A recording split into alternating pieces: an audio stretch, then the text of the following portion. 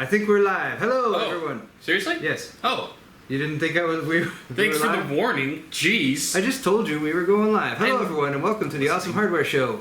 This is Kyle's half of the show. Yes. So Kyle's going to say all the words right now. Thank you for semi-introducing my half of the show, Paul. You're welcome. I appreciate it. And welcome to all of you. Thank you for waiting so patiently. We were having some issues getting up and running, but we're here. We're live. Hopefully. We're working on enhancing the show for your viewing pleasure. Yes, and anything that falls short of that will all be Paul's fault. Nothing less than state-of-the-art technology has been used in today's show. And heavy drinking so to boot. Happy St. Patrick's Day, Yes. by the way. Cheers. To any of you who celebrate or are members of that Cult. Whatever. Great, Kyle. You just defended all of the St. Patricians. All the St. Patricians. Patrician, yeah. Well, cheers. Cheers to all of you celebrating St. Patty's. Hopefully you've got a cold one in your hands. And we have a good show for you guys today. But first, some announcements before we get into the various segments that Paul and I have. First off, my limited edition shirts that I'm selling on my website, awesomesaucenetwork.com/store, are still limited editions. Oh, they are. They're still limited. They have not gotten any more unlimited. And they've been going fast, actually. Printing those one-liners on the back, you guys really wanted them. So thanks for buying them. So those of you added that that little touch. Added that little je ne sais quoi. That bam, as Emerald would say. So there's only a few left. I think I'm already sold out in a couple sizes. I think like maybe XL or small or medium. Some of the sizes are already sold out, but this is your last chance to get them if you would like. I will be restocking more in the future pretty soon, but none with these one-liners on the back that you see there. Yes. So. And meanwhile, my shirts in my store are completely sold out. They're all gone, so none left there. Nobody should go to store.paulshardware.net because there's no shirts. So sorry. That doesn't seem like a good way to advertise your. I'm trying to use reverse psychology.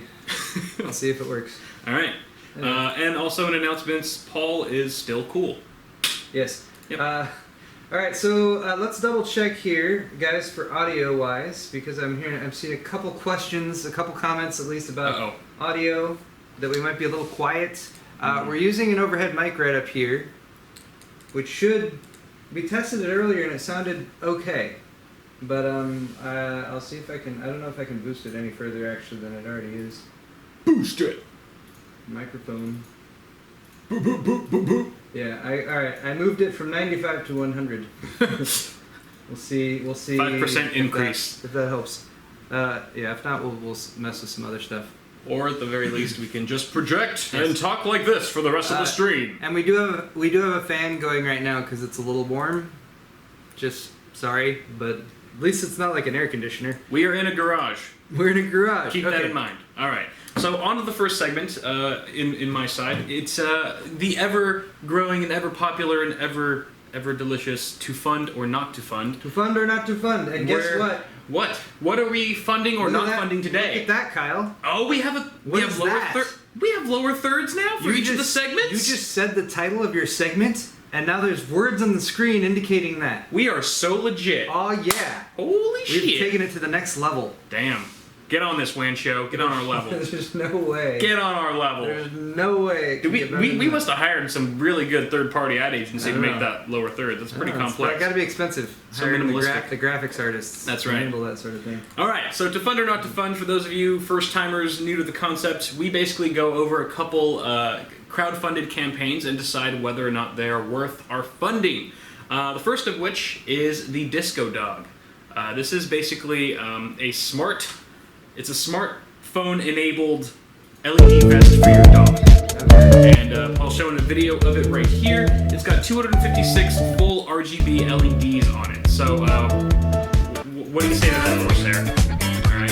So I want to see some tramp stamp logoing on this vest, and I want the windows locked. So the question, this looks like a similar layout to that. I wonder if they're just taking the same grid layout that they used in the Corsair. It's all OEM K70 RGB or something like that.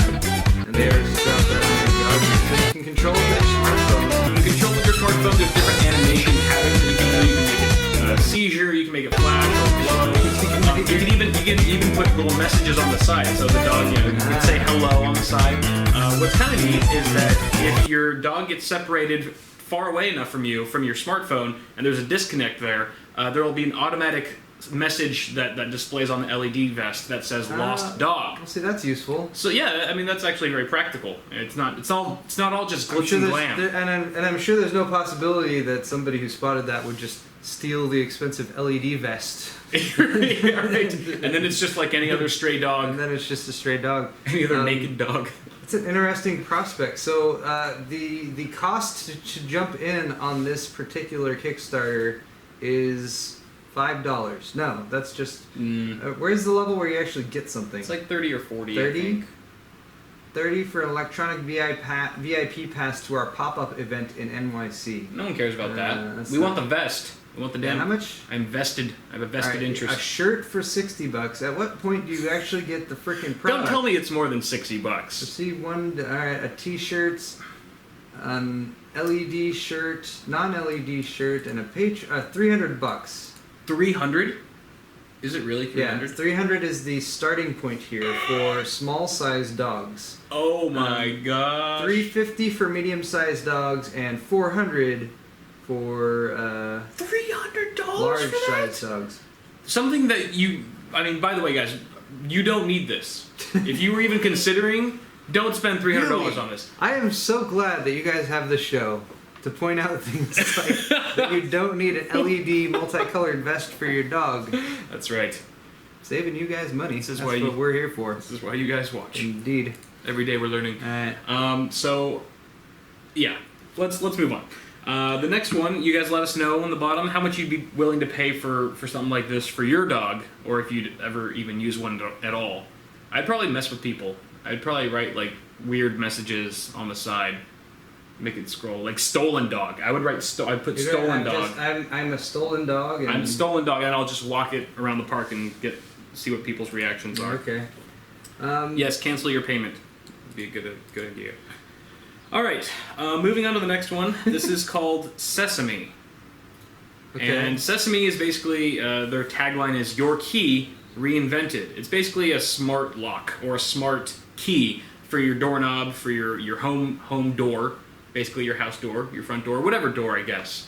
But it's also smart enabled, so it uses an app with your smartphone or whatever to essentially unlock your door without having to use your keys. Now we've seen this in the past, but I guess what makes this one a little bit different are a few things. First off, it's completely toolless, so you literally just like latch it on. You really just pop it on. No tools required. The guy puts it on in like 5 seconds, so it's really easy to use. Sesame is what's called a smart lock. I didn't see if it was iOS only, but I would imagine that it's for both platforms. I've tried other smart locks. They're way too big. The amazing thing is that this guy they take too long to just connect. used this to get through this door.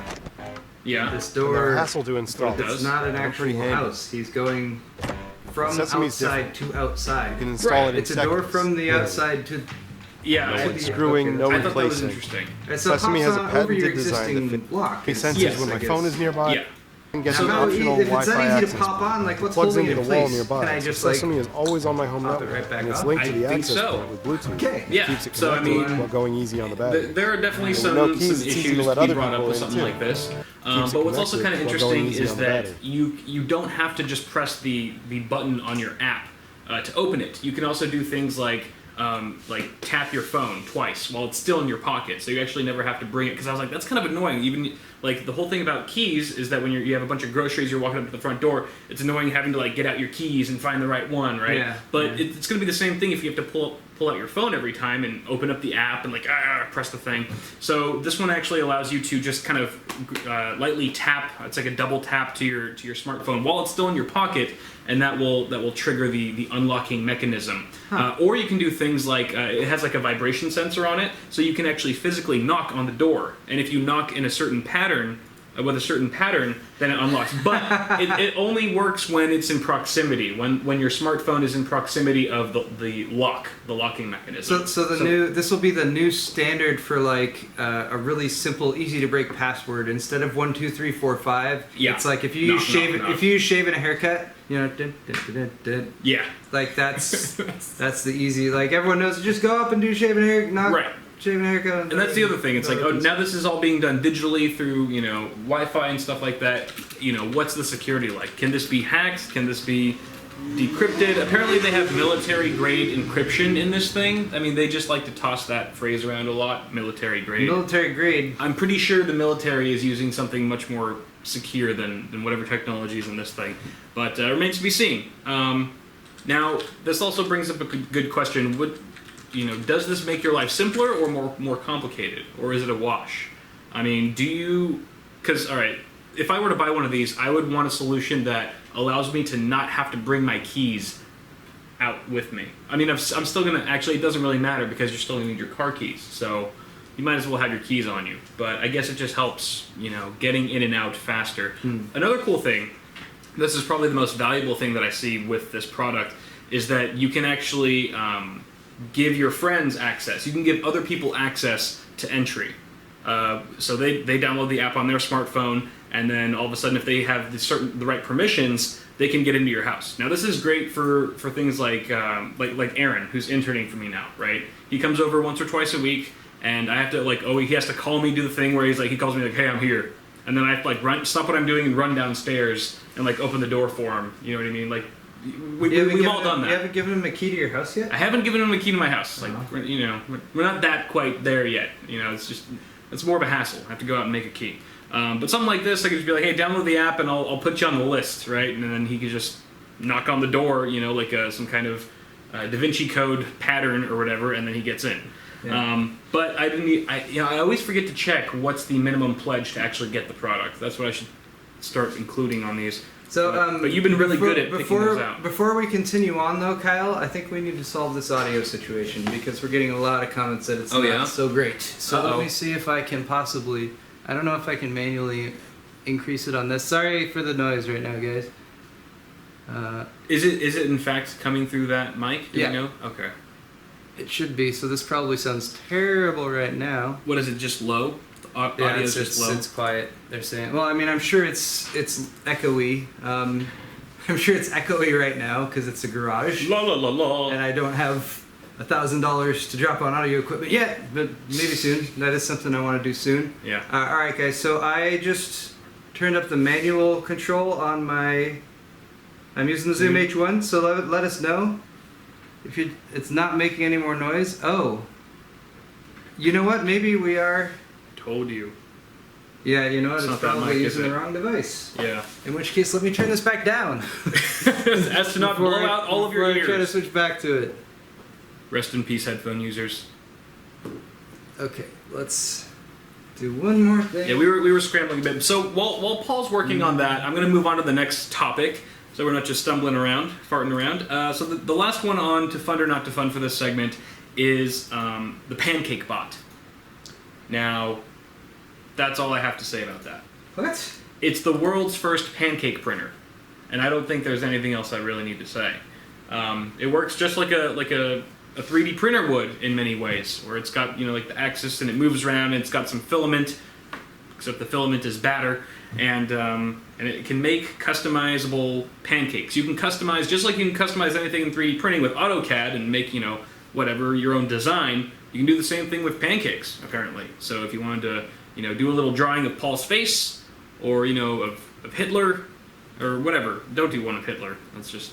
Unless the whole thing is where are you going with this? Unless you're like, I'm going to eat him for breakfast, screw that guy, then that's okay. But don't serve it to your family members. But yeah, play the video so that they have something to watch in the meantime. No, Kyle. Well, I mean, they got to see it in action because that could be the determining factor. Once you see the mouth-watering pancake being made, Paul, that's when you're like, all right, my funding dollars are clearly worth this. This guy's got to explain it first, though. Yeah, I mean, so you can make a rocket ship. I mean, I could see this really great application for kids or myself. Making little stars and rockets or alien men. I'd probably make computer hardware. I'd have like a video card pancake and CPU pancake. Oh, CPU pancake would be boring. It would be just be a square. Okay, somebody said it got better. Did it actually update? Did it get better, or is it the placebo effect? Dun dun dun dun dun dun. Oh yeah, Kyle says it's better. I trust Kyle. the form of your favorite character or shape. Kyle said it's better? Kyle said it's better. If it's noticeably different, please let us know, guys. How much better on a scale of 1 to 10? Did we even explain why this is so different? We've switched from OBS to XSplit. Right. For this broadcast. It's a different ball game. OBS benefits are it's free. No difference. And what? No difference in audio, people are saying. No difference in audio? Yeah.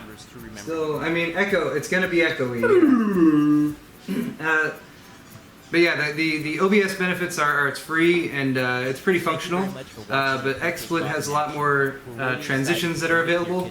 Some birds outside your garage, man. And it also handles the video devices a little bit better, at least in our experience.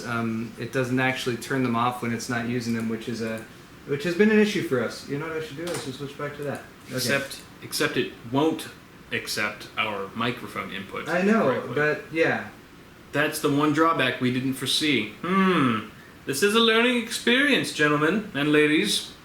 We will be sure to check this out for the next stream, so to prevent this from happening again. But bear with us. Still, the show must go on. Yeah, the strange thing is, like, because we were trying to use the Zoom H1, but it doesn't seem to actually be using it. All right, I'm gonna take a quick poll.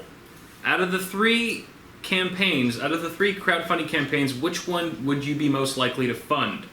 Would it be the Disco Dog, the smartphone-controlled LED vest for your dog, the Sesame, your key reinvented, or the PancakeBot, the world's first pancake printer? Let me know. Let us know in the chat. What would you do, Paul? You have a dog, so this changes things for you. You actually have a I would probably get a little bit more use out of the dog LED thing, and that would be just a really big attention grabber. Right. The PancakeBot I've actually seen used, like done by hand. I saw a video of that being done by hand before I saw the PancakeBot. Oh. So I kind of like that ability, that you could actually do it without the pancake printer. Yeah. I mean, that would be great if we could all just do it. What's the third one? I wasn't paying attention. Third one was the key. Oh, the key thing. Smartphone key. The smartphone key I still don't trust. So Yeah. I'll go with the LED dog thing, even though it's $300. That's expensive for some LEDs. Right. So if money was no object, you find the most use. You probably get the most use and mileage out of the dog vest. I would say the PancakeBot for me. I don't even like pancakes that much. I mean, I love pancakes, but there's a Mitch Hedberg joke. I forget what it is. It's about pancakes. But he says, All right. you get sick of them pretty quickly. Kyle, I have a suggestion. What's that? Suggest what do you away. say? What do you say we cut the stream briefly and try to solve this audio problem? Because I don't like not having good audio. I don't either, and I would hate I to. think we have a couple things we can do, but I don't want to try it while we're live. So if you guys are cool to hang out for just a couple minutes, maybe we can. It involves taking our shirts off. We can improve your experience. We just have to take our shirts off, and then we'll be back. It's still all slow. And it's deeper. Yeah, it's a lower pitch. Why is it doing that? That's really strange. I haven't Now I have commercial to watch again. I haven't lost any helium today. It's just very. This is that's just weird in a Do general you guys sense. have any idea why Paul and I's voice might be super deep in this stream when we haven't really altered, to our knowledge, any settings?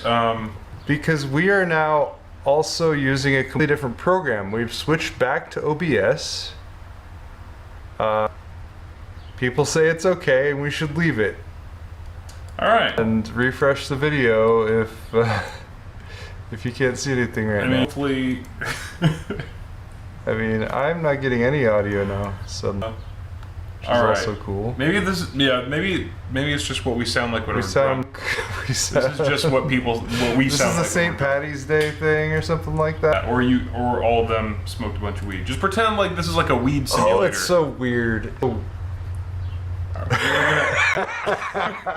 Are we really gonna? Is it that deep? We're getting the right audio source. It's How is that possible? I've never. it's I don't know what to say. It's a different program. We're using a completely different program to stream right now. I know. Is it Twitch? Twitch drunk? What if Twitch is playing a joke? The St. Patrick's joke. Oh. It's St. Patrick's Day, not April Fool's Day. Right. To make everyone sound drunk. No, because then someone in the chat would have been like, "Well, it's a thing." No. Yeah, because they've already, they probably already saw. Oh, this is so weird. So what if we just go all the way, right? Not half-ass anything. So since we're already a little deep, why don't we just do the rest of the show in super deep voices? Well, right, on our next show, how do I sound now? The next segment is where I talk about our favorite piece of hardware. I mean, we can probably hitting. Look, it's like we either got to go for it with the deep voices or not go for it, because I don't know what other options we have. I mean, what is this? Is this watchable for you guys, or is it too? It sounds okay. I mean, clarity-wise, sure. From what it sounded like before, like we've Mickey at least Mouse. got it using the right mic. Okay. All right.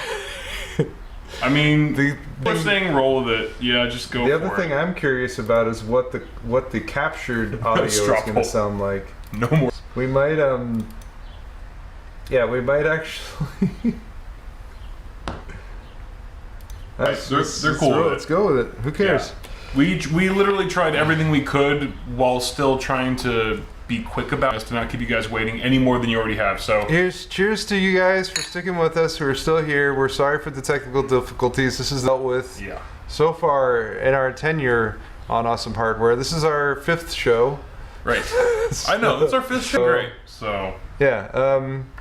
We'll fix this. Well, we're gonna plow forward. So guys, if you're watching this in the future, now either way, thanks. Yeah. For sticking with it. For sure. We do have some fun stuff planned though. We do. Speaking of which, I'll just segment. Okay. This is a new one that I just thought of on my way to Paul's house earlier today, and I was actually very proud of myself because I think it's kind of a cool segment. Different. It's called Show and Tell, and it's pretty much exactly how it sounds. Paul and I will take turns each week, or anytime we run this segment. Each of us will have to find a certain piece of tech or hardware that's important to us in some way. Whether, we simply just like it and we use it a lot, or if it has like a cool story behind it that I share with you guys, it's show and tell. So, since I just thought of this idea on the way to Paul's house, I could have access to anything at my house to bring with me to show and tell you about. So I'm just going to talk about my Rocket Tyon. The Rocket Tyon! I have a Rocket Tyon. Yeah, Paul has a Rocket, but you can't do Rocket Tyon. I already controlling the stream computer though. Oh, that's funny. So you dueling Rocket Tyons. You needed one. Yeah, so because I bring this mouse with me everywhere, anytime I have my laptop with me. It's a great mouse companion that I got, and the reason I really like it is, well, A, it's really comfortable. It fits and not many mice do. I'm kind of like in the middle between a claw grip and a palm user, so I'm kind of like right in that sweet spot. This works perfectly for it. The weight is just right for me, which is good because there's no built-in weights. There's no additional weights that you can add. So you're stuck with that either way. So I'm stuck with this either way, but it works for me.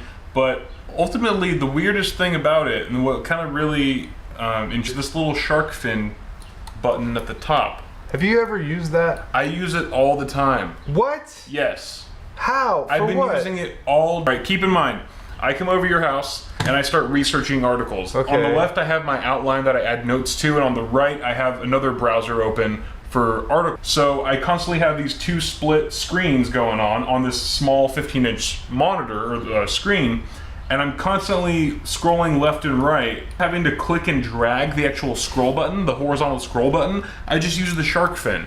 And I've gotten so used to doing that now I find myself at desktop trying to reach for it on my G500, my Logitech mouse, and it's not there. So you're using that to flip from screen to screen? No, I'm just using it to scroll. Oh, just it's a horizontal side scroll. Yeah, it's just a horizontal scroll. I never have to side scroll.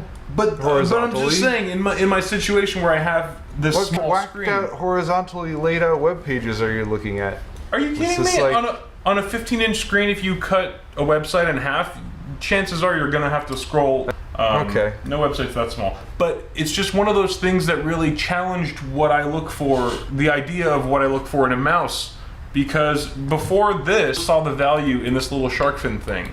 And now I find myself searching for it on my G500. I'm like, shit, I forgot I don't have the shark fin. Which is like so weird to mice since as long as I can remember. And yet for the first time in a long time, I found an implementation on it that I now am used to. So used to live without it. I mean, I can, but you know what I mean? It's just, it's cool. It's such a small thing, but since I use it daily, it's kind of a big thing. So if I'm going with the response that's being suggested in chat, it should just be, dude, excellent, dude. Stop taking advantage of the deep voice thing.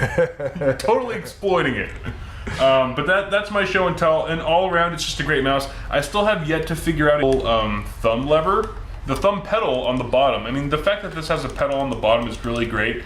It's just another programmable button that you can use when you're gaming. Or I still have yet to find a use for the little lever right here that goes up and down. I've heard people using it for games like Battlefield 4, when they're in the adjust the turret up and down with this little lever right here. I don't really play too much Battlefield 4, but I could see this having some value in Adobe Premiere when I'm editing. If it actually, for example, if I'm scrolling, instead of using the JKL keys, very famous keys if you're editors out there, for scrubbing through your footage in the timeline, if I could that could be a good application. But I really love this mouse. There's not many mice out there right now that I do like this much, so I hope I didn't break anything just now. So that's my thing. I told you to bring something as well. Yes, yes, Kyle. And I spent many seconds just now grabbing something off of the shelf over there because I was so well prepared for this. Here is a Samsung. Well, I don't even know what the model is. It's a hard drive. It's a Samsung SpinPoint SP0822. Storage on that. Capacity. This is an 80 gigabyte hard drive, which, believe it or not, is the same exact size and shape as what you can now get 10 terabyte hard drives in. Yep. Come a long way. The reason I bring this out is because this was actually one of two hard drives, and this first RAID array, a drive from the first RAID array that I ever configured myself. I built this system back in, I think it was 2000 or 2001. Pentium 4, it had RD RAM, and I was using it for video editing even back then, so like when we were shooting 480 video, and I was doing a youth group that I worked with at the time, and I set up two systems so we could use them to edit the footage that we were shooting for this project. So that was kind of like one of the earlier things that I did, combining technology and filming or editing and stuff together, and kind of the computer hobby that I had on the side. So 280 at the time made a 160 gig RAID 0 configuration. You're old. Did a great job. You know, keeping up with editing that 480 footage. So what do you do with it now for nostalgia? It's in a bin of hard drives that I have back there. I have a thing about getting rid of hard drives. I don't throw hard drives away or recycle them or anything like that. I wouldn't either. I was just an application for it. No, I mean I had used it. I think I broke up the array at some point and used each drive for two different things. But yeah. That was it was cool because I remember at the time like hearing, and it's like taking two drives and you put them together, it's like double the performance, and you know, of course it's not, but right. it's still more performance, and definitely at that time it was a great thing to have for editing video. IDE hard drive, I think it's probably 133 probably IDE 133. What RPM is it? Do you know? I think it was 7200. They were still 5400 and 7200 RPM drives have been around for quite some time, and then they had the 10,000 RPM ones, and then those kind of fell out of fashion once SSDs took over. Yes. Cool. Well, that was my segment. If you like it, obviously this was something that I just thought of on the way to Paul's house, like I said, so there wasn't too much preparation involved. but I think in the future we could definitely flesh it out a bit more, talk a little bit longer about each of our products or things that we want to bring to the show. So let me know what you guys think if you want to see it coming back in future episodes. Cell says his first hard drive was 4.6 gigabytes. Wow. The drive I was actually looking for just now is a 30 drive that I know I still have lying around, which was one of the first ones that I personally got for myself. And it was just like awesome. That's like 13.6 gigs. Yeah. It's amazing. And then the first drive, if you don't go back like all the way Commodore 64, but the first computer that my dad got when I was in early teens had a it was either 420 or maybe 460, 480 megabyte hard drive. I don't know if we still have that lying around somewhere. All right, Kyle, you have a third segment here. I do. Now this third segment is also a new one that you guys haven't seen or heard of before. Another segment that I thought of on my but it's a segment that is basically focused around news articles that aren't very important. Okay. Yeah. Like things happen and like it's like okay, I could have worried and nothing would have changed. Okay, so this is basically letting everyone know about useless information. Yes. Okay. That's exactly what it is. The name of the segment is Cool Story Bro. Okay. Right? So I'm just gonna jump right into it. You guys will get a feel for it in just a bit here. So my first story in Cool Story Bro is the Thailand military. All right, so you know Thailand, they're very governed by their military. Their military is like they make all the shots. They call all the shots there, and they take all the shots. They have outlawed. I don't either. They have outlawed underboob selfies. So saw that coming. I really saw this one coming. Yeah, everyone is so predictable. So for those of you who aren't aware, phenomenon, underboob selfies is basically the practice of taking a photo of the lower half of your breast, and that's it. You know, so like you see like some people taking shot cleavage. You know, this is like bottom cleavage, underboob. So it's like side boob, but it's under. So anyway, the posting of underboob selfies where they could be freely available online now violates the country of Thailand's Computer Crimes Act of 2007. This definitely easily falls into the category of information that most of the people watching the stream don't need to know at all. So I'm glad that we're sharing it with them. That is completely the point of this segment. I mean, it's just like trivia. It's like trivia stuff. Like people that are really good at Trivial Pursuit. Like when would you ever need that kind of information? Trivial Pursuit. So in any discussion like this, Kyle, I like to go back to the point of inception and really. So you said you came up with this coming over to my house today. Now, is your goal with this segment this information that is so obscure to the point that you want no one ever is your goal that no one ever gets any benefit from this? Or is your goal that you're coming up with something that's like this random hack that somebody watching this stream right now is going to be in Thailand and about to take an underboob selfie a week and a half from now, and that this story could possibly have saved their life? That wasn't my original intent. You just mentioned it. Okay. And now I'm saving lives potentially with this segment. So this is a life-saving segment. That's right. And I'm really glad that you guys are here because you might die otherwise. That's right. I mean, I guess that's not entirely... Death? While they don't... They won't kill you if you take an underboob selfie. Death is not... Oh, okay. It's not the penalty. I mean, they're not heathens. I jumped to conclusion... You racist. What? No, those are my people, by the way. Capital, fairly common in some areas. Well, not this one. All right, and an underboob selfie is not something to be lightly cast aside. That is true. And so because of that, if you were to be found guilty of such a crime, you would face or about 100,000 baht. 100,000 baht. That's the Thai currency there in Thailand, and that equates to about 3,000 USD. I think I'd much rather pay the 3,000 than take all the side. Say what you will about shots. a Thai prison. Yeah, you're probably right. I'd still say it's worth it, though. You should really continue that thought. I was really curious. It's worth it. It's worth it for capturing that illusion. Absolutely. And Thailand's Ministry of Culture, they're kind of notoriously known for censoring things like this and being particularly strict when it comes to rules. They've censored a lot of movies and music. Before the happened in 2014, the government had banned things like Bitcoin and Uber, and they even banned a dictator simulator game called Tropico 5, which now makes me really interested to play. It's fun. Here's a quote on their website. Just wanted to really briefly mention this. This is on their English written website.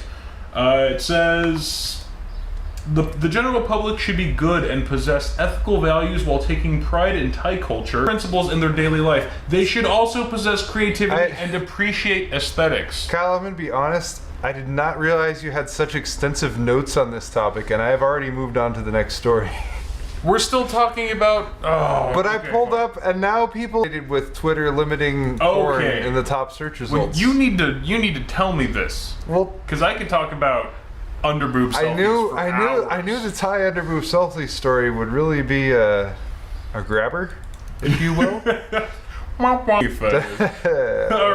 right. Let's move on. Just a suggestion. This is just as terrible of a story. Twitter now limits their porn search results. All right. So before, and I didn't really know this. I mean, you can look at porn on Twitter. I mean, not necessarily like really straight up porn, but like a lot of people in the adult entertainment industry have Twitter accounts, and they can post pictures of pretty.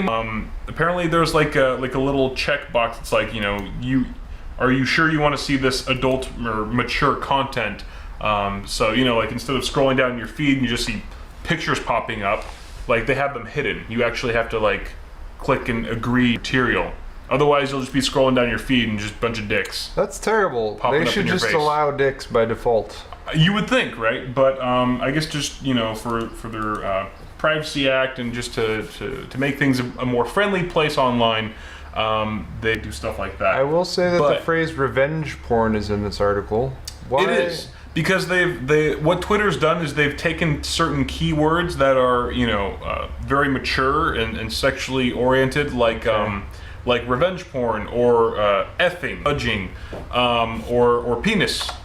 Words like that, they've taken those and they've really cut down the search rankings or the search options so it's harder for you to search for porn-related material on Twitter. Like before, if you typed in penis, bunch of penises. Like straight up. Anyone could just go on Twitter and look for penises. Now it's been significantly reduced to create a more, safe environment for all ages. You need to change the title of the segment to like really, really bad news, because what you just explained to me, this is like access to Napster. And then suddenly it was like, Napster used to be a thing, and you could just go, and any music you ever wanted was right there, and it was free. X-Hamster? And then, what? X-Hamster? Napster, Kyle. That's what I meant. I know you were like still in the womb when Napster was. Napster is. I know Napster. What? What? Anyway, I watched the Italian Job. The point being, so what you're trying to tell everyone is that the age of being able to see as many. What? That's what you're getting at, right? You can't see dicks on Twitter anymore. Right. Or you have to click you have to click another button.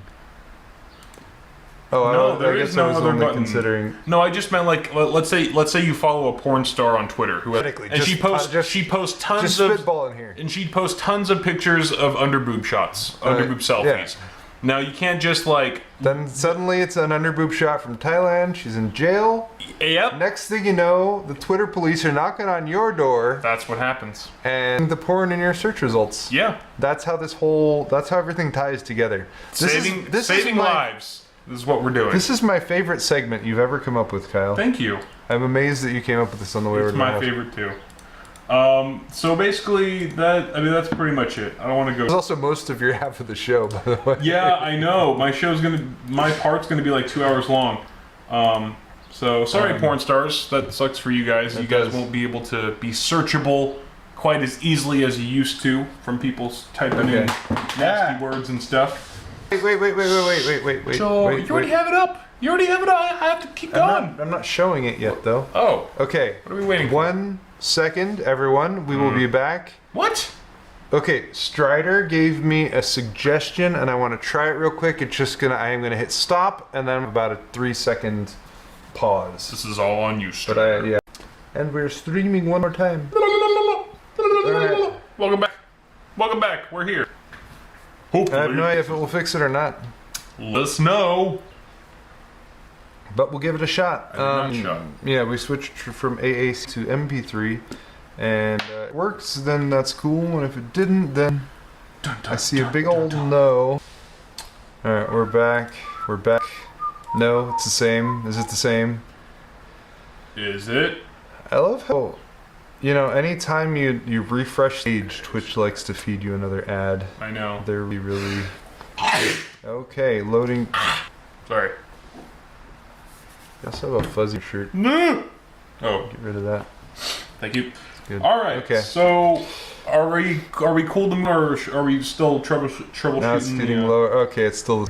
No, somebody said it was getting lower and then it stopped or something. All right. What I also really love is when you play an ad and then it locks up on loading go, and then you have to refresh, and then it plays you another ad, and then that's fun too. Strider likes the delay of my sneeze. Still the same as before. Okay.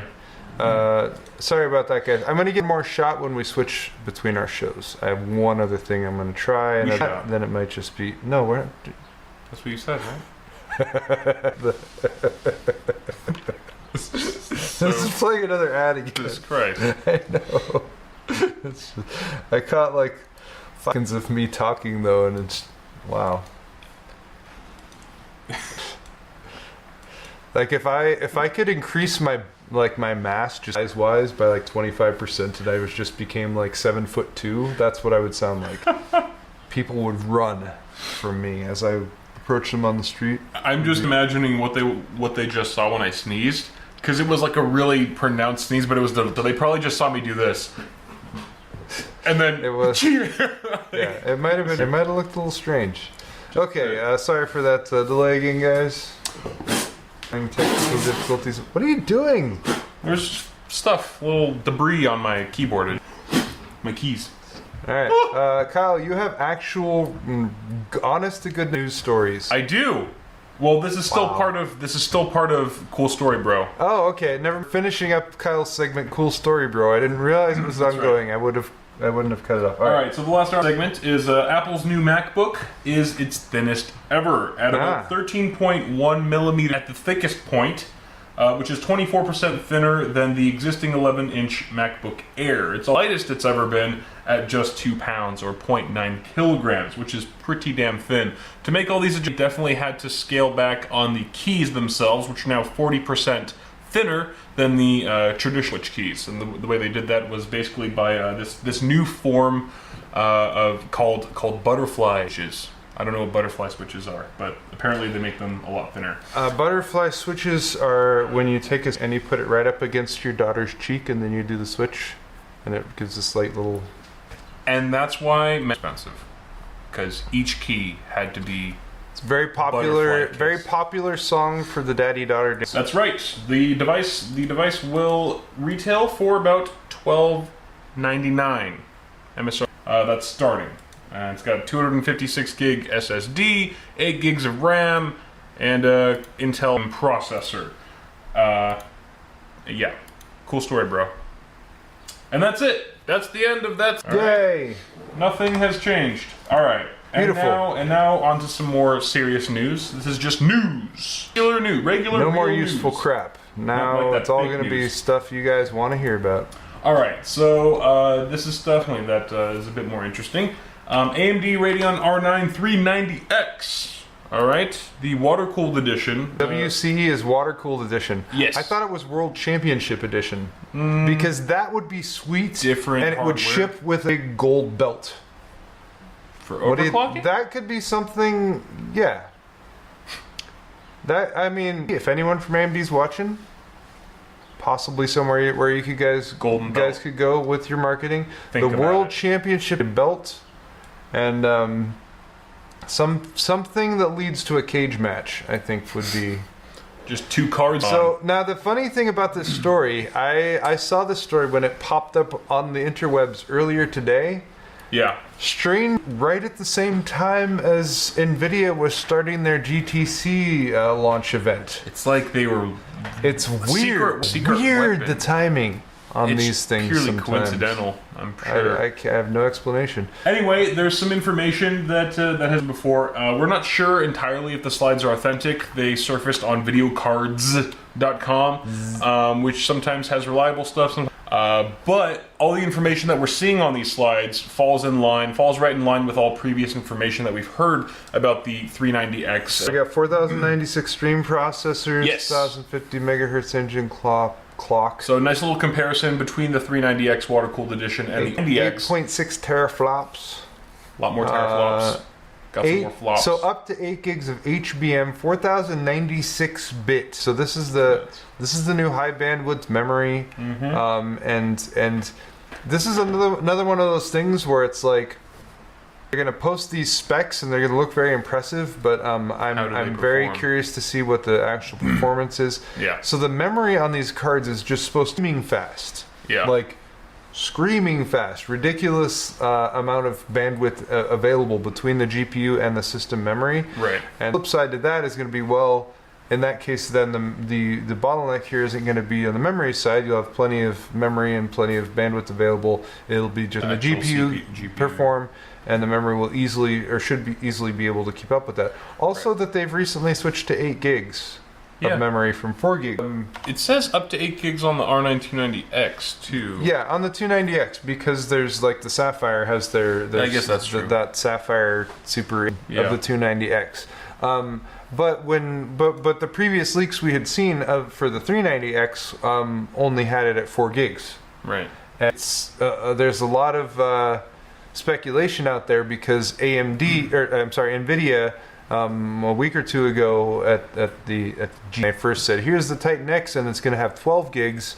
There's a lot of speculation that plopping the extra 4 gigs of memory on there was a response to the Titan X. It's very plausible. To show the 390X at least aligning a little bit better against it. Because 4 gigs versus 12 gigs, wow, that's a big difference. Right. 12 gigs, well, if a 390X is not a game changer, a $500 or $600 card, then it's a lot. You can explain it away that way. And honestly, right now, I mean, I never want to be the person to say, 8 gigs is enough. We're never going to need more than 8 gigs. But at least for right now, it's very difficult to actually have that much space. So there's also some benchmarks. There was a benchmark slide that was conducted at 4K with games like Battlefield 4, Far Tomb Raider, and Alien Isolation. It looks like a crazy bump in performance, but don't be fooled. There's a false bottom axis that starts at 0.8. I hate that too. I hate it. Nvidia loves to do that on their. They all do on their press decks, but yeah, it goes both ways. Those shitheads, and then also whoever took these pictures, just like a drunk person with a cell phone from 2002 or something. This was before St. Patty's Day. I don't understand. Yeah. So anyway, about a 60% performance increase over the 290X is what these slides are showing. That's cool. Which is great. Like I said, still in speculation more or less, but the specs are what we have expected to see from all the valid information that we've received so far from AMD and stuff. So pretty exciting stuff. Moving on to Nintendo, some mobile games. They signed a deal, a business and capital alliance with Japanese mobile giant DNA. That's D-E and then capital N-A. I don't know if I'm familiar with them. I don't know if I've heard of them. I am not. But they basically started this joint effort to start developing mobile games for smartphones and tablets. I guess Nintendo's just having a hard time with console sales. I know they've been doing really good with their Nintendo DS, but with the Wii U, not so much. And I'm sure they probably saw an opportunity to branch out into the mobile gaming market based on the popularity of their DS systems. They're like, well, it says here they're not going to be making straight ports of their existing. No. They're going to be making unique games just for the mobile market. that's right. I mean, to me, for a while now, the strength has been much more so on the game with their games than their hardware. I mean, their hardware has always been underpowered compared to, at least to the offerings from Sony and Microsoft. Right. So that might make sense for them to focus on mobile, since that's another place where they have a lot of success is with the DS and mobile gaming. And if they could save those R&D dollars from actually developing consoles, then maybe they can refocus their efforts on developing the games. Yeah. I haven't used a Nintendo hardware device in a very long time. Neither have I. There used to be my old roommate who I lived with quite a few years ago. He would always try, whenever a new Zelda came out, that's when he would buy the console so he could play the new Zelda, because the Zelda games were a lot of fun. Yeah. But yeah, by the way, the Majora's Mask boot that they made for the Nintendo 3DS was the top-selling game last month. Really? It beat out Evolve and Dying Light. So that's just quantity sold. However, they didn't group that I forget the group that actually gathered all the information. They didn't count digital downloads. Okay. So, who knows?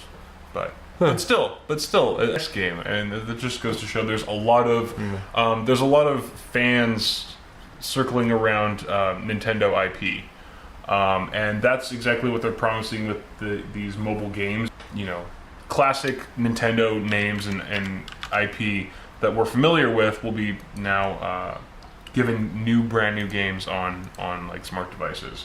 So you might see Nintendo Mario or Kirby mobile app. I would play it. Yeah, for sure. I like Kirby. So that's kind of cool. But yeah, moving on. It improves disk space usage. I'm sure several of you guys have already heard about this. I feel like this is partially brought on by the ever-increasing popularity of smart devices with limited flash storage. A couple of years ago, Microsoft wasn't doing the best job of maximizing their storage, their disk usage. Like a 16 gigabyte solid state storage used to only give the end user about 7 gigs to work with after you factor in all the various file for backups. Then Microsoft introduced Windows Image Boot, or WimBoot, with selected devices about a year ago, which gained users 12 gigs of those 16. So they were able to use on their storage devices than previously. And then basically this compressed all the Windows files into a large into a smaller image file, which then the OS would via pointers anytime it needed some information. So now there's a newer version of WimBoot that will have new refresh and reset functionalities. So basically, like System Restore, it'll still be able to do the whole, but at a lot less of a cost to your disk space. So for my quick glance at the article here, it seems like what they're doing is they have a ROM kind of like hardwired that yes, that it can actually access to call upon hard-coded files. So it can basically offload a lot of the files that we got. That way the dynamic storage can free up a lot more of that space. So that's pretty cool. Yeah, exactly. And especially when there's a lot more talk recently of devices that are sold to people that say, hey, you have a big iPhone or whatever, and then you get it and you actually have access to 17 gigs or something like that. Right. And there's even, class action lawsuits and that kind of thing for people saying hey, you're telling us that you're giving us this much storage and you're not actually doing it. It's a cool way to do that. And I mean, of all the things with Windows 10, I'd say the breadth of it, being in all these different devices, I'm very curious to see how that plays out. Very beneficial for smartphones and stuff with more limited storage, but it could also be something useful for For a desktop scenario. For desktops and in specific scenarios, and enabling you to minimum like very small a mini PC. SSD. I mean, I have like a couple older 30 gig SSDs lying around. Being able to build a very small and expensive system with something like that, and minimal space needed for the hard drive, that could be cool. So that's it. Yeah. Those are all my stories, and that concludes Side A of Awesome Hardware. Thank you all so much for joining. Stay tuned for Side B on Paul's channel. If you guys are watching the rebroadcast of this, head over to Paul's Hardware and go check out Part B, which for all of you live viewers starts right now. We're gonna do a quick cut.